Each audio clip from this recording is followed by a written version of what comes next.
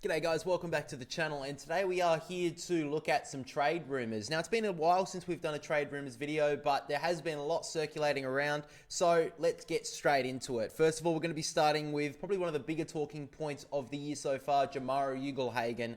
I find it very unlikely that he'll be staying at the Dogs towards the end of his contract, so there's been a lot of clubs being linked to him. Most likely in the last few weeks, it's been the Cats and the Swans. So first of all, the Cats, when asked Chris Scott about the consideration of him, he did say that he would consider everything and really open to having dangerous conversations around targeting rival club players, including Jamar Yugalhagen. He is contracted till the end of 2026, but remains sidelined due to his personal issues. Now, we have seen that Jamar has gone into rehab to try and reinvigorate his career.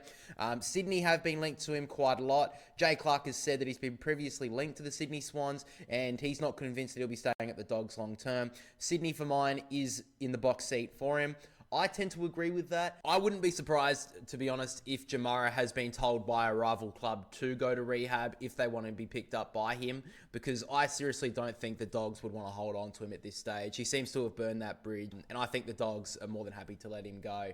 I'll be interested to see what they ask for him, but right now, I would be very surprised if Jamara would be in a Dogs jumper going into next year. Sticking on the Dogs, Marcus Bonson Pell, according to the Western Australian, they have said that the Collingwood are considered the front runners if Bontempelli would want to leave. He's been in talks with the club if he didn't re-sign, while West Coast have also thrown their hat into the ring, as they does have a couple of links to Western Australia. However, on the agenda setters in more recent times, Caroline Wilson has said that he is going nowhere, and I tend to agree with that. I would be extremely surprised. I would be beyond shocked if Marcus Bontempelli was not in a Dogs jumper for the remainder of his career. To be honest, the only way I could see Marcus Bontempelli not being in a Dogs jumper long term would be if they kept Jamar Yugalhagen, because it seems like that is the bridge that has been burned. I wouldn't be surprised if a re-signing is announced very soon. And finally on the Dogs, Zack Butters has been an interesting one. It seems that at this stage that if he is going to be leaving Port Adelaide, the Dogs would be the front runners. According to Jay Clark and Mitch Cleary, he has said that his management has met with the Cats in more recent times, but he believes that the Bulldogs are the front runners for Butters' signature if he is to leave.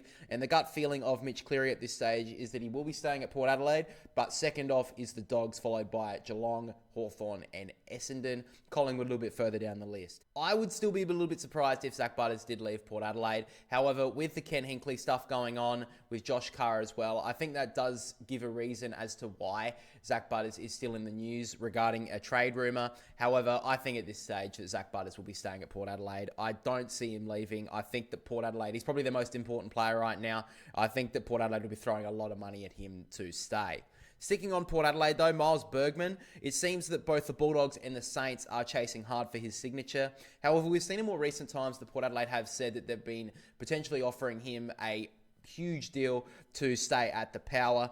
I feel like this one's still on the radar for Victorian clubs. St Kilda have a lot of money. They've obviously got that tied to Nasiah Wanganeen-Miller if they want to keep him at the club, and also Tom de Koning, which we'll get to in a moment. I've got this one on a little bit of a 50-50 that he'll be staying at Port Adelaide. However, it's been interesting the last few weeks. We've seen him play a little bit more midfield for the Power. The Ken Hinkley talk right now, he's such an emotional coach, has such a great connection with his players, that I think Port Adelaide players could be on a bit of a radar of leaving. So I think that's why these trade rumours continue to surface. On Oscar Allen, it does seem at this stage, as it stands, Oscar Allen will be playing for Brisbane next year, according to Tom Morris. I just don't think that after the debacle that it's been around Oscar Allen, I would be incredibly surprised if he's in an Eagles jumper next year. He had to come out and apologise, but we're still keeping his options open to leave. There's been a couple of clubs looking for Oscar Allen. I'm surprised that Sydney haven't been looking at him, to be honest. But at this stage, I think that Oscar Allen won't be at the West Coast Eagles next year. He continually is being linked to rival clubs, and I think Brisbane are the front runners for him at this stage. And on Harley Reed, Cal Toomey has said that the Hawks and the Cats are the front runners to get him out of the club. Now, the young Eagle has put his contract talks on hold until the end of 2025 season, according to John Ralph. Now, the reports are saying that the Eagles are confident that they will keep him. The Eagles are offering him almost $2 million a year, which seems like overs, but the potential is there for Harley Reed. Other clubs involved in Harley Reed's potential signing are Essendon, Melbourne, Richmond, and St Kilda. So pretty much every single rival Victorian club is looking at Harley Reed, which is easy to understand why. I really don't know where this one's going to go. My gut feeling is that he won't be at West Coast next year. But that's at that point, though, a lot of money is being offered by the West Coast Eagles. And I think right now that the media surrounding Harley Reed in WA isn't going to go away with him moving to Victoria. I mean, these rumours are going to continue to circulate around Harley Reed for I mean, even if he does re-sign with the West Coast Eagles this year or next year, I still think they're going to be around for quite a while. So we'll have to wait and see. Brendan Staskovic, at this stage, according to Gettable, have revealed that the Bombers are among the clubs interested in Brisbane's free agent, Brendan Staskovic. They've been a lot of clubs have been monitoring the Premiership defender. We've got West Coast as well, who want to try and get his signature. But since his concussion, of course, he's had a lot of concussions in his last few years, that clubs are a little bit more tentative to go pick up a player like this. I still see this as Brisbane re-signing him. I think the clubs won't want to take the risk on him, and he's such a good defender that I don't think Brisbane would let him go. And I think he wants to stay at the Lions. So I think he's really holding out for a good contract from them. But at this stage, I think he will stay. Essendon and West Coast continue to monitor, though. Now, Clayton Oliver seems to be back in the headlines for more trade rumours. According to Tom Morris, who just seems to be living in Clayton Oliver's phone book. I don't know how the hell he gets all these reports, but he has said that Oliver is looking for a fresh start and looking to seek a trade for 2026. I really don't know how to feel about Clayton Oliver right now. He seems to be playing as a tagger, which is just not his role. Melbourne, I feel like they'd be better off letting him go, because I think that they've got some young midfielders that can take over in that midfield core. So I really wouldn't be surprised if Melbourne go to look to get rid of him. I think that's better for both parties right now. Try and clear that money off their books, and overall, I don't think that Clayton Oliver is the player he once was. I think maybe he could get that back at a different club, but at Melbourne, I think that's well and truly gone. I think that Melbourne should just look to get rid of him.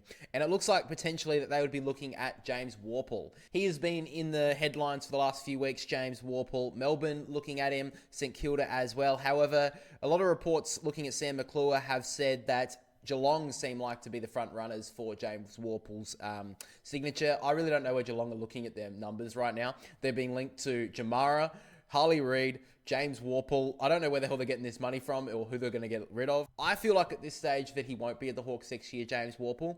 I think that Melbourne and St Kilda would be good suitors for him. Geelong as well, but I just can't see Geelong picking up all these players. And I don't really think that they really need a James Worpel type. So I think that Melbourne and St Kilda would be good suitors for him.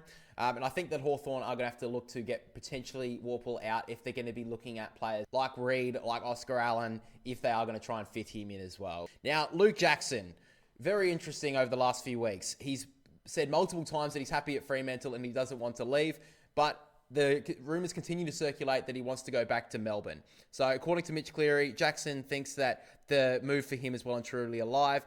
And we've seen this week that he's been linked to Melbourne a handful of times. Simon Goodwin said he'd be happy to have him back at the club. In an interview, though, when standing next to Justin Longmuir, he put out there that he is happy at Fremantle and doesn't want to leave.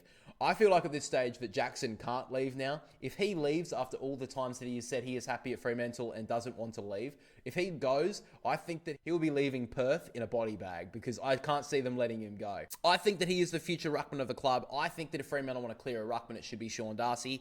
I can't see him leaving, but the rumours continue to circulate around Luke Jackson. Now, Tom De Koning, we've mentioned multiple times on the channel that he's been offered a huge amount of money from St Kilda, but in the last few weeks, Carlton have done a little bit better, while St Kilda have really dropped off the pace. So I just think the money for Tom De Koning is just going to be too much for him to reject. Carlton are looking at offering him around 1.1 over a 7-year period, while St Kilda are offering 1.7. That's 600k a year. I personally could not give up an extra 600k a year, if I'm being honest, no matter where I'm working at. St Kilda look like a club that is fun to be around. So, I mean, if you're looking at a workplace environment vibe, I think that Tom De Koning wouldn't be too concerned about going to Ramden. But until the season is over for the Blues, I think the rumours around Tom De Koning will continue to circulate. My gut feel is that Tom De Koning is going to go.